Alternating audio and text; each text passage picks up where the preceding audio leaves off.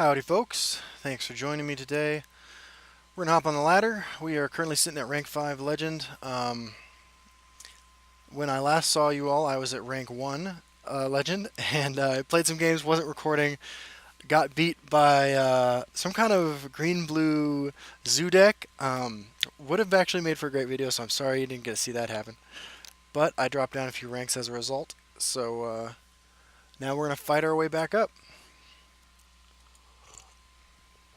Hopping in with Red Brahmin Rides again. And it's been pointed out to me too that Red Brahmin was a pirate and didn't ride anything, he sailed. So the deck might need to be renamed. Playing against someone who's clever, that is a bad sign for me. Playing against Archer, still very popular. Should be a new uh, meta snapshot coming out soon from Team Prophecy where we take a look at what a week of Archer all over the meta has done to things, and I think everyone will be pleasantly surprised by how quickly things have reacted to it. I don't want to spoil too much, but uh, the game may be in its infancy, but the people who are building and designing decks at the top of the ladder are on top of things. So that's coming your way soon from Team Prophecy. Not the greatest hand here. Mummify, Preserver of the Root, Black Marsh Warden. Not very excited to have this as my opening hand. I'd like something much more aggressive against the Archer deck. So we may be in store for a little bit of a loss.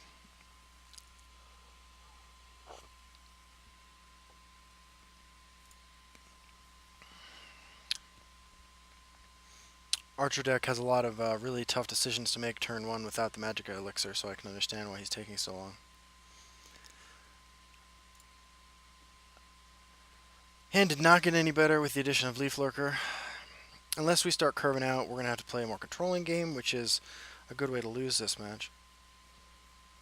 Anything I can play this turn would be great.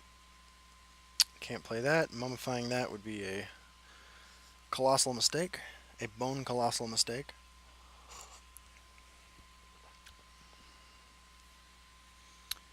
Murkwater Savage just on time, just in time. So we're going to have to start laying down some threats. Preserve of the Root might be able to trade favorably with the Savage, although I have to assume he's got an answer for it. We will see what happens. Another Murkwater Savage. So now I am tempted to... Oh, well, there we go. So we're losing the Jarl race, but unless he has a Fighters Guild recruit to throw down over here, we are going to be able to remove both of these. Yeah, so the name of the game today is playing the control game against Archer. Should be interesting. This is obviously not where you want to be at this point in the game. What you got? Wow. I don't personally like running this guy in Archer, but it's hard to argue with that result right there. I'm going to try to clog things up over here with that, but that's pretty optimistic. More likely is that Thieves Guild recruit goes in and Leaf Lurker or Finish Off comes down.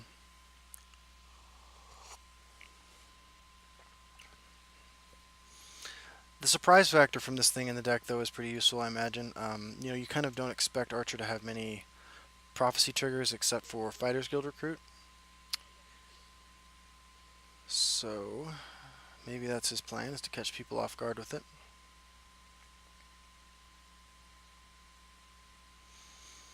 We are really behind here. A Jarl I think would put us out of the game.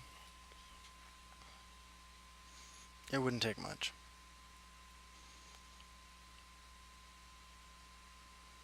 Rapid Shot and Leaf Lurker, this is about the worst that could happen to us besides a Jarl. Cliff Racer. Okay, so we're playing against some kind of budget version maybe, or just this guy's personal version of it. I would be talking shit because I don't like this version, but it's kicking our ass right now, so what are you going to do? I cannot Leaf Lurker that and play Preserve of the Root. I'm one Magicka short of that. I can drop 2 Black Marsh Wardens, but then I'm taking 15 damage next turn, or 13 damage. And we've already seen the Cliff Racer. I think we just Leaf Lurker and Tree Minder. You know, this is not a winning strategy, but we need to stay alive for long enough to get a couple threats down in one turn, a couple options down. But this game is probably already over.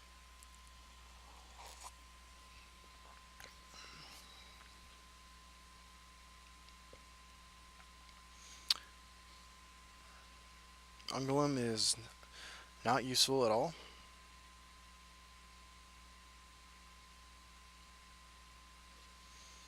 And he's just pushing face for damage now. And we can't do anything about it. We have to assume he has a destroy wounded creature effect. But that said, we don't have a lot of better options than this right now. So, you know, all it's going to take now is Tazcat of his, one of his Tazcats to kill us. This is what happens when you don't get the opportunity to play aggressively against Archer. You know, you just get steamrolled.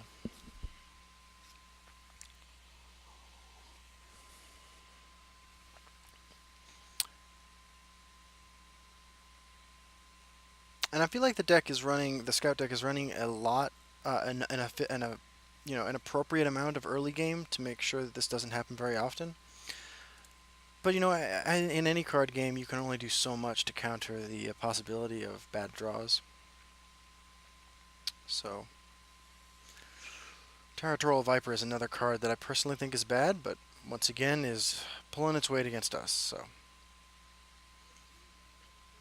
Even a broken clock is right twice a day, right?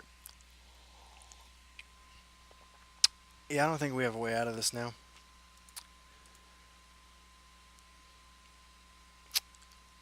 That helps, but I just don't think it's enough. All it's going to take is one charge creature to do us in. I think I prefer... Gosh. I mean, I can go Black Marsh Warden, Deadly Draugr. Just take the 4. I think that's our best bet.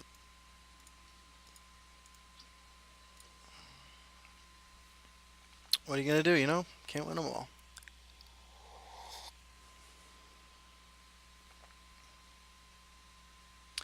And you know, sometimes the surprise element, you know, of running cards that aren't what you expect to see in a traditionally very popular list can work to your advantage, right? I mean, one of the reasons that I've been doing well on the ladder is I've been able to predict with some degree of certainty what my opponent's going to do, and when I can't do that, my game is considerably weakened. So.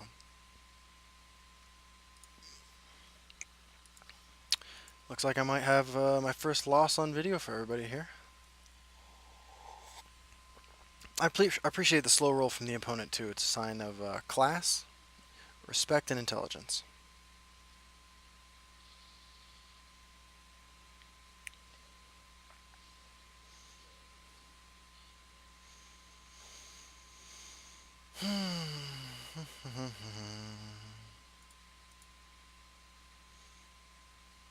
So I don't think I have any outs here.